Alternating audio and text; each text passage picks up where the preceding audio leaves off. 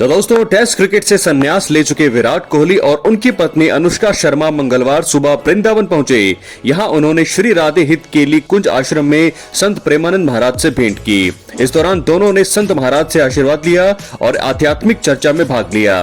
दोस्तों, आपको बता दें कि संन्यास के बाद ये उनकी पहली सार्वजनिक उपस्थिति मानी जा रही है।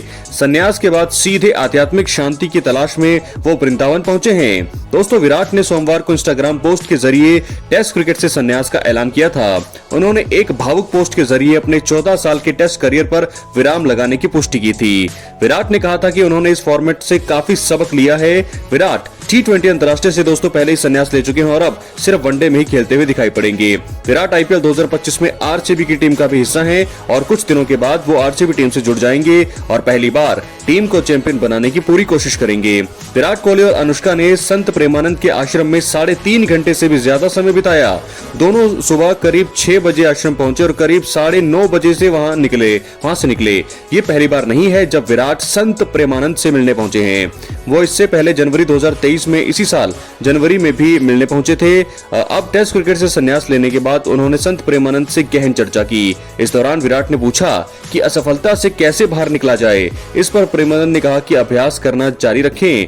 दोस्तों, बता दें, विराट अनुष्का से संत प्रेमानंद की बातचीत के कुछ प्रमुख अंश। संत प्रेमानंद: क्या आप खुश हैं? विराट कोहली: हाँ, ठीक हूँ। संत प्रेमानंद: हाँ, ठीक ही रहना चाहिए। हम आपको अपने प्रभु का विधान बताते हैं। जब प्रभु किसी पर कृपा करते हैं, ये वैभव मिलना कृपा नहीं है, ये पुण्य है। पुण्य से एक घोर पापी को भी वैभव मिलता है। ये वैभव बढ़ना या यश बढ़ना भगवान की कृपा नहीं मानी जाती है। भगवान की कृपा मानी जाती है अंदर का चिंतन बदलना, जिससे आपके अनंत जन्मों के संस्कार भस्म होकर और अगला जो है वो बड़ा उत्तम होगा। अंदर के चिंतन से होता है, बाहर से कुछ नहीं होता है।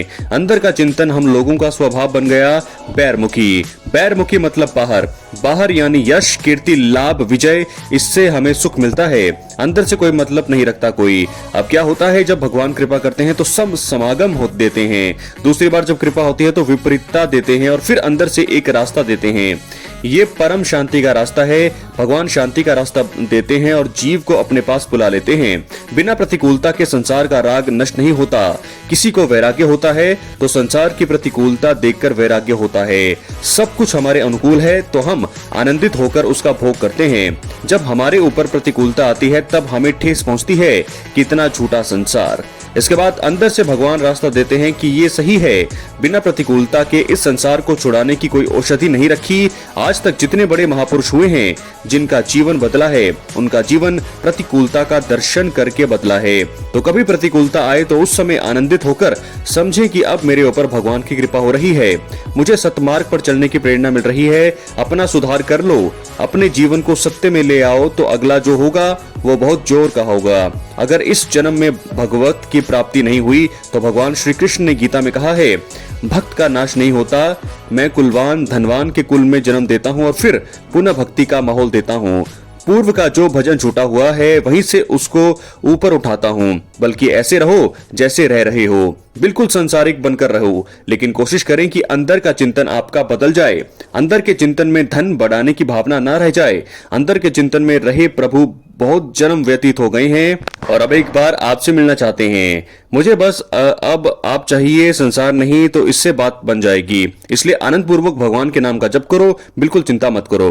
दोस्तों, अनुष्का शर्मा ने इसके बाद पूछा, बाबा क्या नाम जप से हो जाएगा? संत प्रेमानंद: पूरा। ये हम अपने जीवन का अनुभव बताते हैं।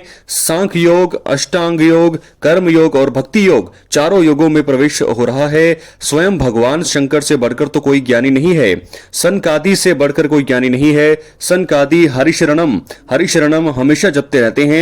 भगवान शिव राम राम राम राम जपते रहते हैं। हम वृंदावन वासी प्रिया प्रीतम के उपासी राधा राधा जपते हैं। जो राम में रा है और जो धा है वो रस देने वाली वस्तु है। हमारी तार्किक बुद्धि रही है, श्रद्धालु बुद्धि नहीं रही है। तो अगर आप राधा राधा जपते हो तो इसी जन्म में भगवत की प्राप्ति होगी।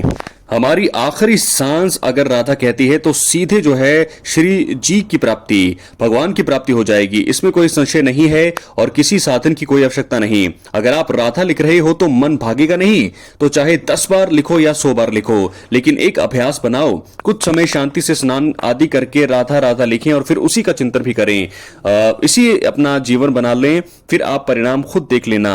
कोई घाटे का सौदा तो है नहीं, ठीक है दोस्तों। उसके बाद जो है विराट और अनुष्का ने संत प्रेमानंद के आगे शीश झुका के उन्हें प्रणाम किया और फिर वहां अनुष्का और विराट को संतों ने चुनरी ओढ़ाई और संत प्रेमानंद ने कहा, खूब आनंदित रहो और भगवान का नाम जप करते रहा करो। तो दोस्तों इस प्रकार संत प्रेमानंद महाराज ने विराट कोहली अनुष्का को बताया कैसे वर्षे की कृपा, पूछा खुश हो, मिला ये जवाब। तो दोस्तों आपको बता दें कि जो है टेस्ट क्रिकेट से संन्यास के बाद जो है संत प्रेमानंद से मिले विराट कोहली, अनुष्का शर्मा भी साथ में दिखी। बातचीत हमने आपको बता दी है, क्या है आपकी राय अपनी राय कमेंट बॉक्स में जरूर दें। बहुत बहुत धन्यवाद।